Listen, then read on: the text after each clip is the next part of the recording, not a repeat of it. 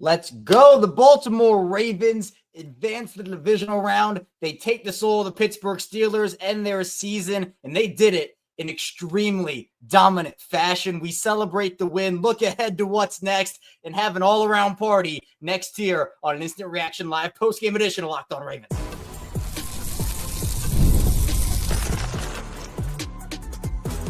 You are Locked On Ravens, your daily Baltimore Ravens podcast. Part of the Locked On Podcast Network, your team every day. Welcome into another edition of Locked On Ravens, your daily Baltimore Ravens podcast. I'm your host, Kevin Oestreicher of Ravens Wire. We're here with you on the Locked On Podcast Network, your team every day. Thank you so much for being here and making Locked On Ravens a part of your day, your first listen each and every day. We're free and available all podcasting platforms. As always, video form on YouTube. You can like and subscribe. Audio form, you can follow along and subscribe as well. 5 days a week plus more of daily Ravens coverage, always coming your way over here on Locked On Ravens. Of course, today's bonus edition, post-game edition of Locked On Ravens is brought to you by LinkedIn. And LinkedIn Jobs helps us find the qualified candidates you want to talk to faster. Post your job for free at linkedin.com/LockedOnNFL. Terms and conditions apply. I'm dancing around. I'm vibing. I'm celebrating. I wish I had a towel to wave. I have this keychain penguin. I'll wave the penguin around. Look at this. We're celebrating over here on Locked On Ravens because the Baltimore Ravens,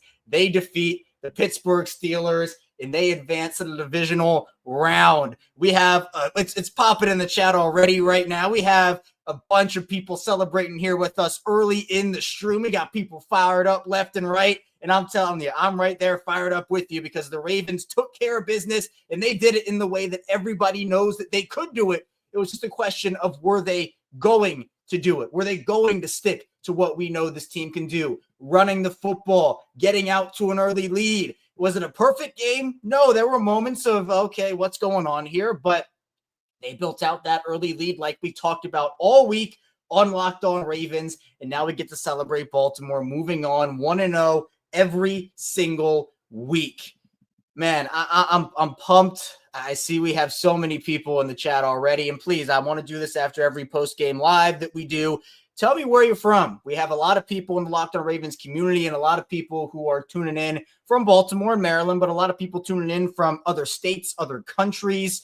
We got David, who already knew the assignment. You already knew the assignment, David. David's from Arizona. We got New Jersey, upstate New York. Man, keep flowing those in because I love seeing where all of our Locked On Ravens people are from. We've built up amazing communities. Tell a friend, tell a family member if they want some daily Ravens coverage each and every single day. We had you covered over here on Locked On Ravens 5 days a week plus more. This was utter domination, in my opinion. 28-14 might not tell the whole story, but the Ravens just took Pittsburgh's soul and they crunched it up. Pittsburgh looked defeated. They looked like they didn't want to be there. And for a team in Pittsburgh that, yeah, they lost 4 straight. They struggled down the stretch. A lot of people thought, okay, AFC North, this is a game that's the uncertainty factor. And yes, I was on that train of like, hey, we don't know what's going to happen in this game. Chargers were a lot more straightforward, and the Chargers got beaten badly by Houston. But with Pittsburgh, it's like they know you, you know them. What's it going to be? And Baltimore said, here's the run game. Try to stop it. I think the encapsulation of this game was the Ravens, I think on their second touchdown drive it was, 13 plays, and they had all 13 plays of those be runs. Dominated the line of scrimmage. Derrick Henry getting to the second level. Pittsburgh played scared for the majority of this game. In Pittsburgh, they are who we thought they were. They are who we thought they were, and that is frauds. Pittsburgh, they were frauds the entire time. If you've been listening to me every day on Locked On Ravens, I told you that they were frauds. I said that the offense was awful. I told you about the Cincinnati defense too, and I know a lot of people are in agreement with me. I'm not calling anybody out here. I'm just saying that we knew it. I knew it. You knew it. We all knew it. The Steelers were frauds, and that is what it is. And the Ravens took their lunch money over and over and over again. Patrick Queen wanted nothing to do with Derrick Henry. Joey Porter Jr. wanted nothing to do with Derrick Henry. And when you look at the final box score, this is exactly what you wanted to see from the Ravens. How many rush attempts did Baltimore have? I'll tell you, 50. 5-0. Or maybe it's the other way. 5-0. There we go. You look at that, 50 rushing attempts. The Ravens in their entire AFC Championship loss to the Chiefs last season had 16. They got away from who they were. And a lot of people, I understood it, you understood it. If the Ravens hadn't gotten away from who were in that game, they would have had a much better shot to win. And I think the old saying, in fact, I know the old saying is, if it ain't broke, don't fix it. And Pittsburgh was getting dominated in every facet of the game. You know what? We have to give a round of applause, a shout out to the Ravens offensive line. I thought they played phenomenal football in this game because, as I've talked about, Lamar Jackson and Derrick Henry, they are Superman. Both of them are an individual Superman, but they can't do it by themselves. They have to have the blocking up front, and they absolutely did. And I think that this gives me, I don't know about anybody else, it gives me so much more confidence heading into what might be Buffalo. It could be Buffalo, or it could be Houston. One of the two. We'll see. It all depends, obviously, and we'll talk about this as the show goes on. It all depends on if Buffalo loses tomorrow. If the Bills win, the Ravens will play the Bills in Orchard Park. If the Bills lose to Denver, Denver will go to Kansas City, and the Ravens will host another home playoff game against the Texans. It'll be 1-7 versus 2-4 or 1-4 versus 2-3. I just can't express how ecstatic I am and how confident I am. Because let me tell you this, and I'll say it right now, you can clip it. You know, if it goes wrong, you can use it against me, whatever. If it goes right, I'm going to use it for me. I want to have a good image here. Nobody can beat the Baltimore Ravens if they play like that. Nobody. I don't care who you are. I don't care if you're Kansas City. I don't care if you're Philadelphia. I don't care if you're Detroit. I don't care if you're Buffalo. If the Ravens play like that, if they had a carbon copy of that game for all 4 of their playoff games, they are going to win the Super Bowl, and there's nothing anybody can do about it. This was the first test. This was the first step, and you have a potential hard playoff path. The Steelers, this is a team that, yeah, you know what? There was a lot of turmoil late in the season for them. There were a lot of questions and clear weaknesses. By the way, I think we should all, I want to make this very clear. We should all start a trend. Steelers, get it on social media, Twitter, Instagram, extend Russell Wilson. Hashtag extend Russell Wilson. Hey, I thought Russ played really well for the Steelers. Honestly, player of the game, right? Steelers need a quarterback like that for the next 10 years. Russell Wilson, 10-year extension in Pittsburgh. AFC North is shaking. League is shaking, honestly, if the Steelers do that. So let's get the word out to Pittsburgh. Let's say, Steelers, hey, you have a guy in Russell Wilson, sign him to an extension. You'll run the league if you do it. So we're going to have to get that trending. But in all honesty, Russ is terrible.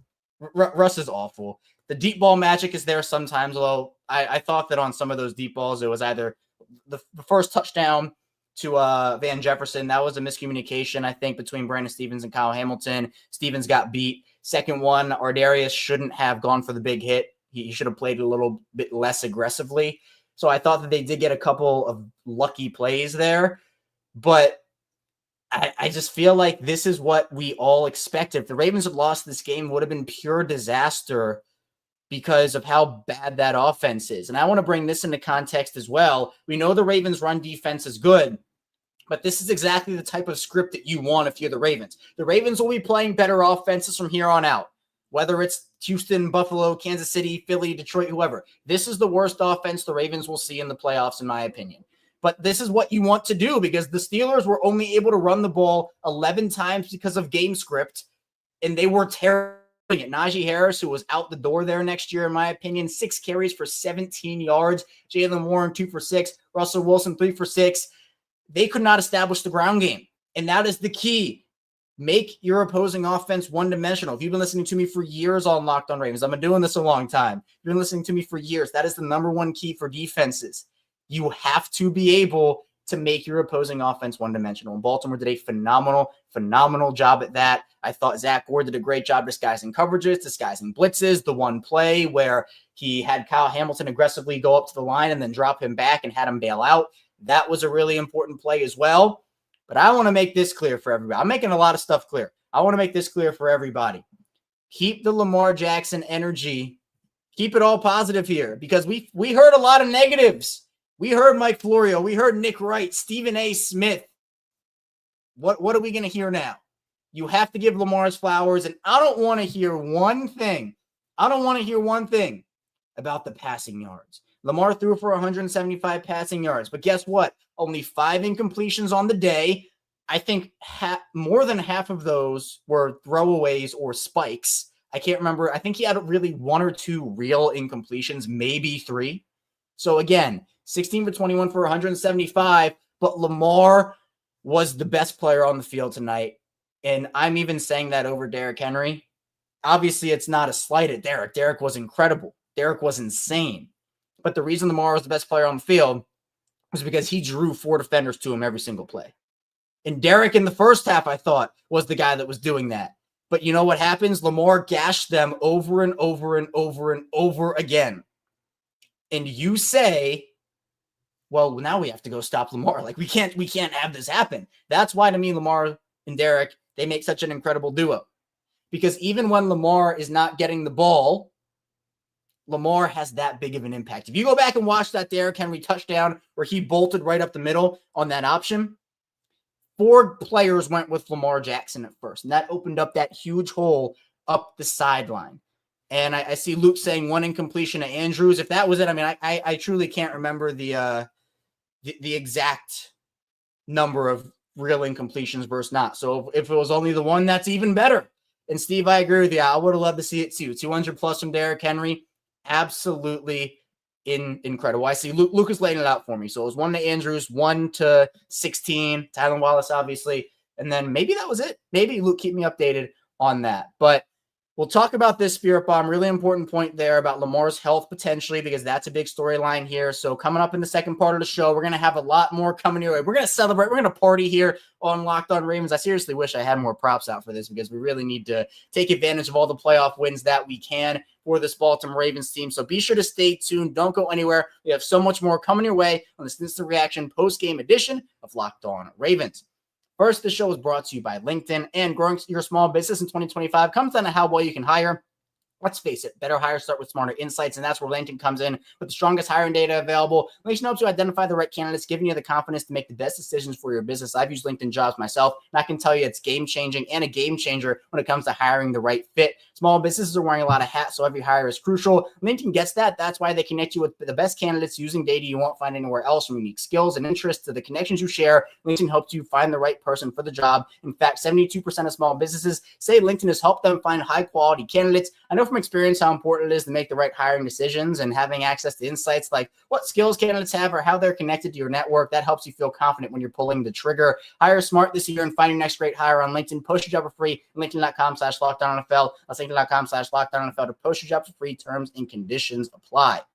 And the show is brought to you by Rocket Money. Did Rocket Money help you find any subscriptions you forgot about or that you were paying for twice? That's definitely happened to me. I had a few subscriptions I didn't even realize I was still paying for. Rocket Money made it easy to track them all down. It's like having a personal assistant for your finances. Rocket Money is a personal finance app that helps you find and cancel your unwanted subscriptions, monitors your spending, and helps you lower your bills. You can grow your savings. It brings everything together in one place, whether it's subscriptions, your spending habits, or even goals you want to hit this year. Rocket Money has over 5 million users and has saved a total of $500 million in canceled subscriptions, saving members up to $740 a year when using all the app's premium features. And for me, one of the best features is the subscription tracker. I've used it to cancel services I wasn't using anymore, and I've already saved a ton. Plus, with the goals feature, I've been able to automatically set aside money for my future. No more stressing about budgeting every month.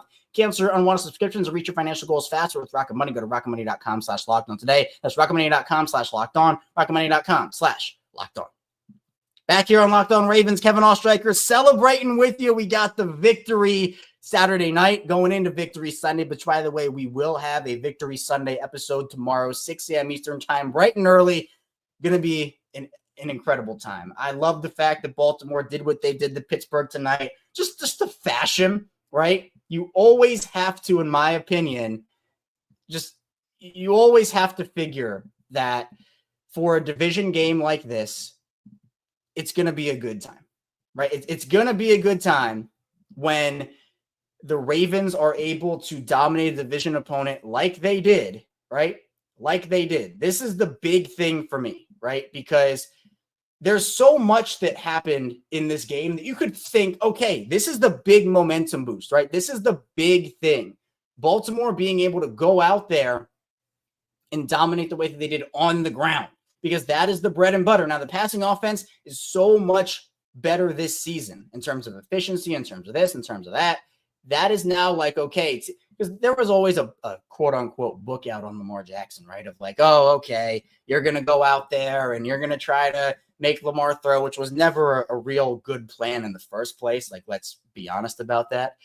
But the fact that they were able to go out here, and again, the stats are staggering when you look at it and just how dominant the Ravens were. The Ravens had 29 first downs compared to Pittsburgh's 11. They went 10 of 15 on third down, 66% on third down. That's incredible. They ran almost 30 more plays than the Steelers did, and that's because they were able to ball control for the entire game. Pittsburgh had the ball for just 20 minutes in the entire game. 20 minutes in the entirety of the game. That is incredible stuff. That is insanity when you're talking about how the Ravens have built this offense and you bring in Derrick Henry. That to me is the biggest thing that you can take away from this game, is hopefully they're not going to go away from that. And the fact that, Maximilian, they did this without Zay Flowers. There were a lot of questions. Would Rashod Bateman step up? Was there a lot of other stuff that could have happened when you talk about, what's Tyler Wallace going to do? How are they going to account for Zay being out? They did so many good things in this game without Zay. And Zay coming back, hopefully, we don't know, but hopefully Zay coming back next week is going to open up this offense even more like we have seen it. It's a week-to-week thing, right? It's a week-to-week league with what this Ravens team has. And I think we can all acknowledge that, because the playoffs are a different animal than what you're talking about when it comes to, maybe they're going to go out there and, lay an egg or do something here and do something there. You never know what's going to happen in the playoffs. And that's why it's so impressive to me what Baltimore did. And look, Ravens 76 Boomer saying it, 2-1 versus the Steelers is awesome. Division rival. The Ravens, for the most part, dominated the division this season. I know there was a tough loss to Cleveland in there and a Pittsburgh game that, you probably should have won. But it's a big factor that the Ravens have been able to do that. And now you're done with their division games. I mean, literally, there's no more chance of them playing them. So now you have to go and maybe face a Buffalo team we'll see tomorrow, and then maybe face Kansas City in the AFC Championship game. So there was a lot to dive into. But let's talk about the point that was made earlier. Lamar Jackson seemed to take a knee to his back or his rib area or section in the early portion of the game, kind of like early middle-ish portion of the game. And was grimacing, apparently was getting checked out by trainers throughout the entirety of the game from that point on. I haven't seen anything. Lamar said that he's at his AFC Championship game, that his legs were hurt there. And he made that clear, I think, before the season. But I just I hope Lamar's all good. You want Lamar to be at his best and at 100%. But again, he was still able to do what he was able to do with that injury for a decent part of the game. Not the entire game. I mean, Lamar, again, took what the defense was giving him. The Steelers were really trying to go out there and stop Derrick Henry. That's what it was. It was, okay, we're going to force down on Derrick Henry, and Lamar, we're going to have a guy scrape over, and that's going to be what it'll be. Well, look what happened. Lamar torched them. Steelers had to overcorrect, and then Derrick Henry took over the game. It's like alley-ooping to your teammates, right? You alley-oop, Derrick Henry sets up the alley-oop for Lamar, and Lamar slams that thing in. Steelers adjust, and Lamar says, all right, I'm going to alley-oop to you now, and Derrick Henry slams that thing in. So Luke giving us updates saying Lamar looks good on the post-game show. He's in the booth. So good. You want Lamar to be at his best. You want Lamar to be healthy. I don't think it's going to hinder him in terms of his availability, obviously, but we're going to have to see because, man, Lamar's, you don't want your guy down like that, because that's kind of what worries me about Zay, if we're being honest, where he might come back for next week, but how close to Zay is he going to be? That's going to be the big thing. So for Lamar, he was able to do it well, but we're going to see what happens there. Zach asking, are we playing on Saturday again? Well, Rick's in here. Yeah. What's up, Rick? I appreciate you tuning in. Zach asking, are we playing on Saturday again? I don't know. It's a good question. If the Texans, if it's Texans, Ravens, yes. If it's Ravens, Bills, maybe the early game on Sunday, that might be what happens here. So I don't know either way, but I think if it is, because Texans and Ravens both played on Saturday, so I would probably assume that that would be it. Now let's talk about Brandon Stevens a little bit. Stevens terrifies me. Maximilian says Brandon Stevens is the weak point of this defense. That is what it is. And you're going to have to face some teams with some good receivers moving forward, whether it's Buffalo with Khalil Shakir, Amari Cooper, etc. If it's Houston by chance with Nico Collins, or Kansas City in the championship game potentially with Marquise Brown back and, a bunch of other guys that they can make work there, DeAndre Hopkins, like that can be a little bit good. So, and apparently there's a tattoo going on Prime. I don't know what's happening over there, but as I keep up with that, we'll see. But here's the thing: the job is not finished. This is 1-0, right? This is the big part of what the Ravens need to do moving forward, is just have that mentality. I loved what Lamar Jackson said about being able to, at halftime, rally your team and say it's 0-0, because the Ravens were up big and we saw some moments of faltering throughout the game, but they always reeled it back in was the most important part. They always reeled it back in. Now for Brandon Stephens, it is a little bit scary because you have such a dominant player in Marlon Humphrey. You have such a dominant player in Nate Wiggins, Kyle Hamilton, Ardarius Washington. Again, Ardarius Washington, hand him whatever he wants. Hand Ardarius whatever he wants, because he's a guy that makes a momentum play every single game. Every single game. He's going to be a restricted free agent this season, so Baltimore will probably have him for one more year before he has to sign that big extension. If I'm Ardarius, I'm betting on myself in that conversation. But we'll see. We'll see what ends up happening. So I love Ardarius. If you've been with me really ever since, Ardarius got drafted on Locked On, well, not drafted, but signed with Baltimore as an undrafted guy on Locked On Ravens, I've been in Ardarius' corner forever. He's the guy that I wanted them to take in the third round. They got him undrafted. So we're going to see about that too. Shante asking, do you see Brandon Stephens snaps decreasing after the game?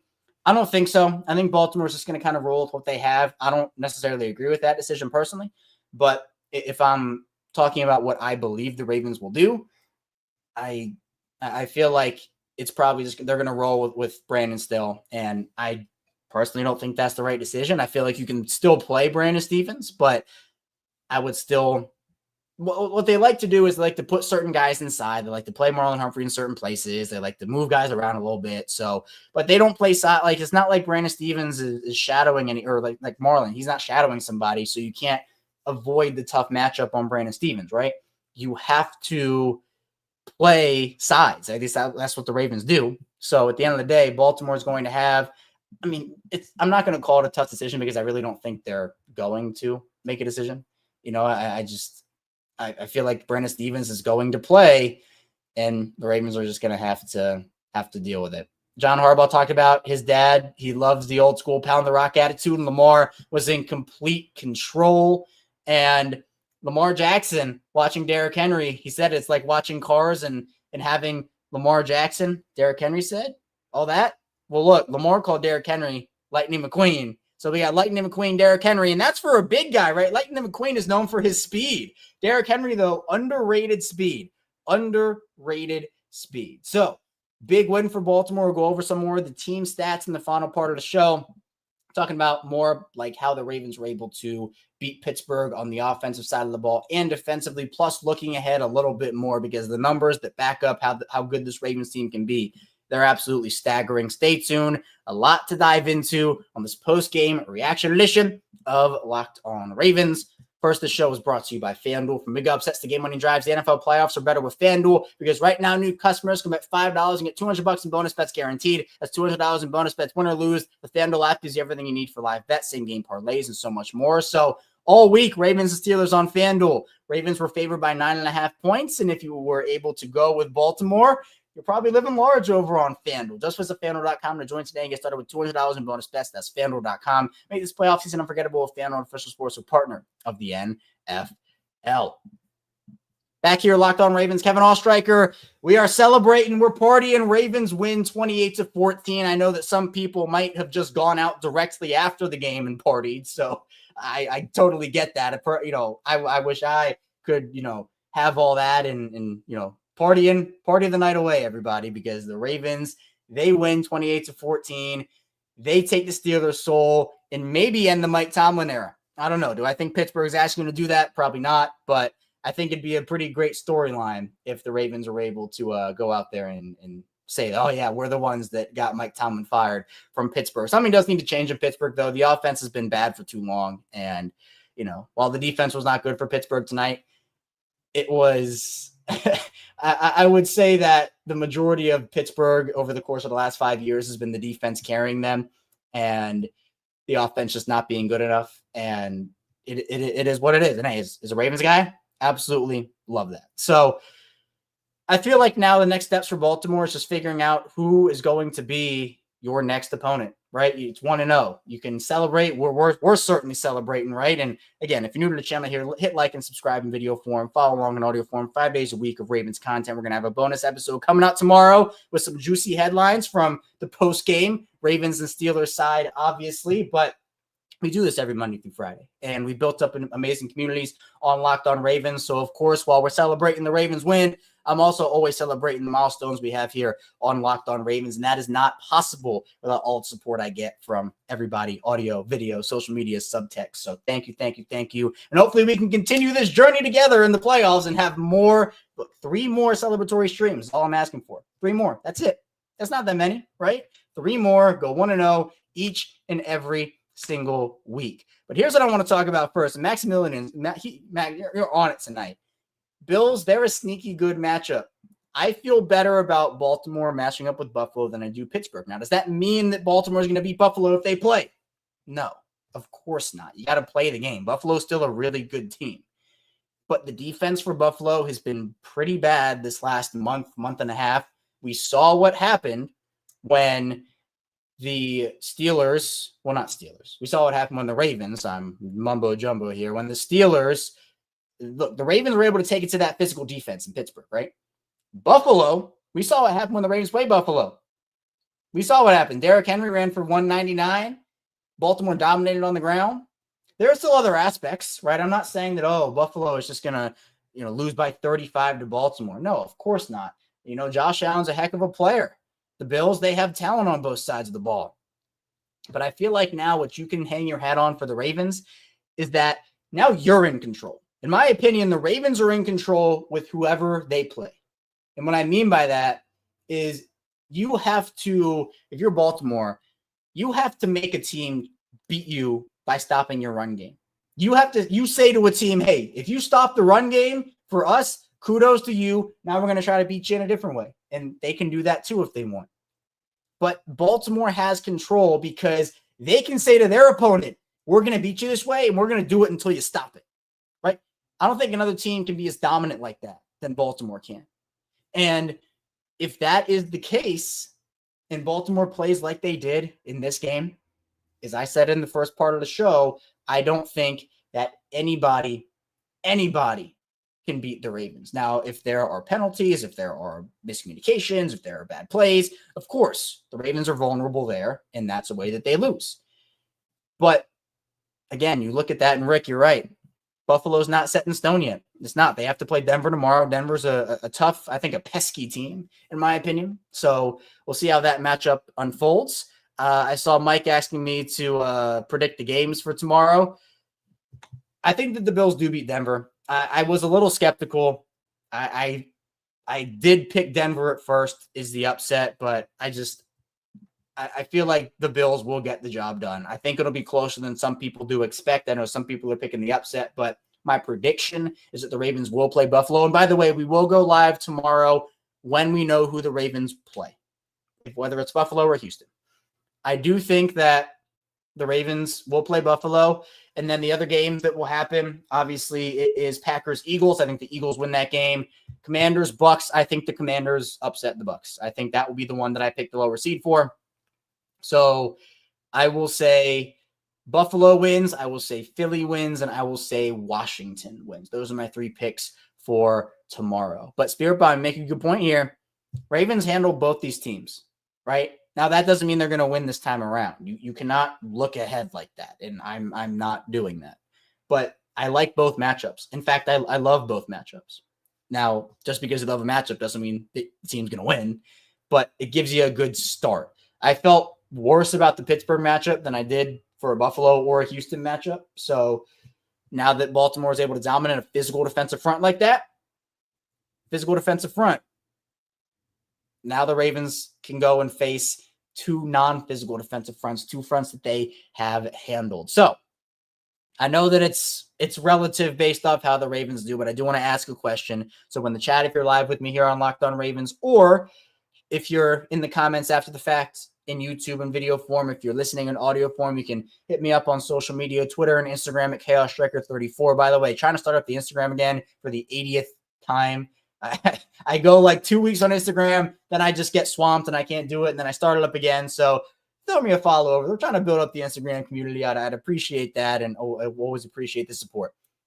But let's talk about this on a scale of 1 to 10.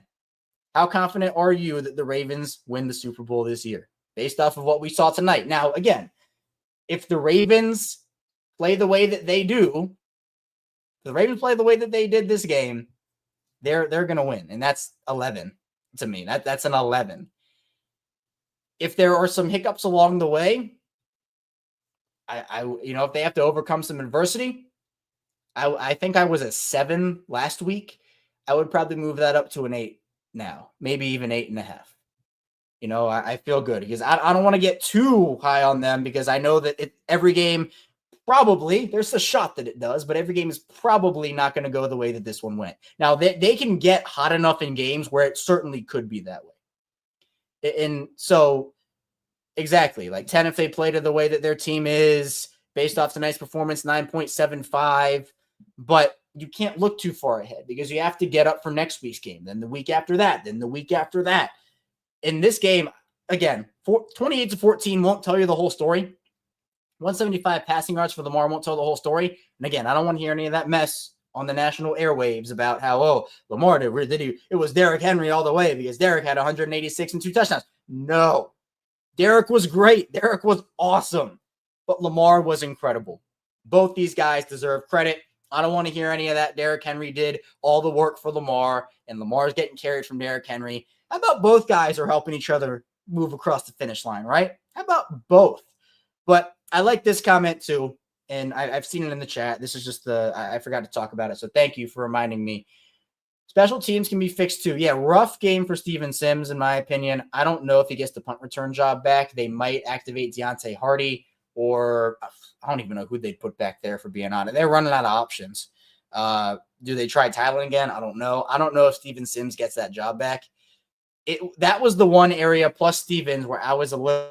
I thought that, Sims had like at least 2, maybe 3 bad plays in a row.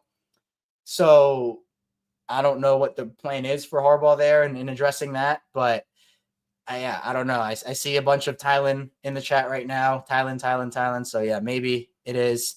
And I like this too, Kieran, who you say the narrative is that we can't beat Pittsburgh is done. We won 2 straight against them, now both by 2 scores or more. And that's the other thing. The Ravens are flipping those narratives. And this is great. Thank you for saying this, because the narrative was, these are all close games. And they were all close games. Like, Ravens Steelers close. Like, it's always going to be a fight. And, you're going to have to really work your way for a win. Baltimore has flipped that on its head. Not just the Ravens can't beat the Steelers, but at the end of the day, yeah, you're turning that on its head. It's like, no, these games aren't close now because Baltimore, they found it and they turned it on. And the Ravens had so many momentum plays in the game, and I'll say it because it's the saying I'm most proud of that I've ever made. If you give the Ravens a momentum play, you're going to have a bad rest of your day, and that's exactly what happened for the Pittsburgh Steelers. And Clifton wants 2 claps and a Ric Flair. Woo!